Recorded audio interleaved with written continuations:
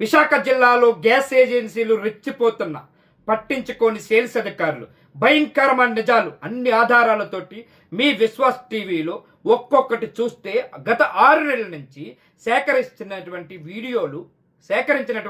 ఆడియోలు సేకరించినటువంటి భయంకరమైన నిజాలు మీ ముందు ఉంచిపోతున్నాము. అధికారులు ఒక పక్క ప్రభుత్వానికి మేము కోరుకునేది ప్రజల తరపున ప్రజల వాయిస్గా మీ ముందు పెడుతున్నాము. నెంబర్ 1 తీసుకుంటే హెచ్పిసిఎల్ నుండి బయలుదేరిన వెహికల్ గ్యాస్ గోడౌన్కి వెళ్ళాలా లేదా. రెండో పాయింట్ తీసుకుంటే ప్రతి లారీకి ట్రాకింగ్ అంటే జిపిఆర్ఎస్ సిస్టమ్ ఉండాలా లేదా. ఉండాలి కాబట్టి దాన్ని ఎంతమంది పాటిస్తున్నారు, అధికారులు ఎక్కడ పర్యవేక్షిస్తున్నారు, దానికి సమాధానం ఏంటో మీరే చెప్పండి.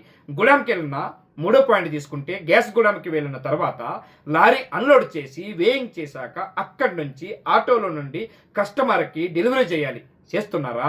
ఎంతమందికి పాటిస్తున్నారు? ఇది నిజంగా చేస్తే నడి రోడ్డు మీద బళ్ళుతోటి లారీలతోటి నడి రోడ్డు మీద వదిలేయటం నిజం కాదా? ఈ విధంగా గ్యాస్ లారీలు గుడంకి వెళ్లకుండా దారి మళ్లించి జన నివాసాల మధ్య రోడ్డు మీద పెట్టడం వల్ల గ్యాస్ ఆటోలు బాడుగ మరియు డీజిల్ ఖర్చు నిమిత్తం నెలకి 1,60,000 రూపాయలు ఆదా చేస్తున్నారు. దీని లెక్కన సంవత్సరానికి 15 లక్షల వరకు ప్రతి డిస్ట్రిబ్యూటరు ఒక లారీ మీద మిగులుతున్నాయి. అది మీకు తెలుసా? ఎంతమంది ప్రజలను మోసం చేస్తున్నారు, ఎంతమంది మన అధికారుల్ని ప్రభుత్వాన్ని దారి మళ్లించి పూర్తిగా మోసం చేసి దగా చేస్తున్నారు ఎంతమందికి తెలుసు? ఈ విషయాన్ని దాచిపెట్టి ప్రజల సౌకర్య నిమిత్తం ఈ పని చేస్తున్నామని చెప్పి అధికారులు నమ్మబలుకుతున్నారు. దీనికి అధికారులు నిజమని చెప్పి కాసులు కక్కుర్తిపడి ప్రజల ప్రాణాలతో చెలగాటమాడుతున్నారు. ఇది నిజం కాదా? ఎంతవరకు వీళ్ళు చేస్తున్న నిర్వాహకం మీకు అర్థం కావట్లేదా?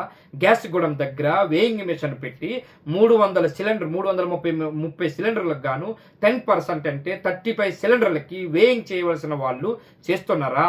ఎస్క్యూసీ రిజిస్టర్ ఆ 10% ఎవరైనా పాటిస్తున్నారా? పాటించాలి కదా, ఎందుకు చేయట్లేదు? ఎవరు అడుగుతున్నారు? సేల్స్ అధికారులు ఎక్కడున్నారు? డిఎస్ఓ ఎక్కడున్నారు? ఎందుకు మీరు చూడట్లేదు?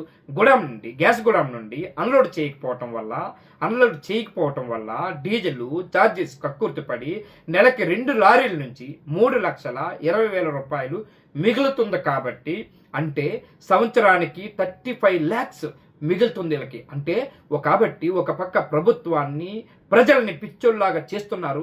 ఇది నిజం కాదా? ఈ యాజమాన్యాలు చేసింది ప్రతి నెల గుడం దగ్గరికి ఆటోలకు అయ్యే ఖర్చు 1,60,000 అవుతుంది. అన్ని వస్తువులు ప్రభుత్వం నుండి మరియు కంపెనీల నుండి తీసుకొని కూడా ఇలా అప్పలంగా మిగులుతున్న డబ్బుల కోసం మనల్ని పిచ్చోళ్ళు చేస్తూ వ్యవస్థను పక్కదారి పట్టిస్తున్నారు. ఇది ఎంతవరకు నిజం? ఇది ఎవరికి తెలీదా? ఎందుకు పట్టించుకోరు? ప్రభుత్వం ఎక్కడున్నది, ఎక్కడ మేలుకుంటుంది? అధికారులు ఎందుకు కొమ్ము కాస్తున్నారు? వీళ్ళ దగ్గర కాసులు కక్కుర్తిపడి ఇది వదిలేయటం నిజం కాదా? ప్రజల ప్రాణాలతో ఆడుకోవడం వాస్తవం కాదా? చనిపోయిన తర్వాత మీకు 10 లక్షలు ఇస్తాం, 20 లక్షలు ఇస్తామని చెప్పి దులిపేసుకున్నటువంటి ప్రభుత్వాలు రాజకీయ నాయకులకి కనువిందవ్వాలని ఈ 5 పాయింట్లు మీ ముందు ఉంచుతున్నాం. Thank you.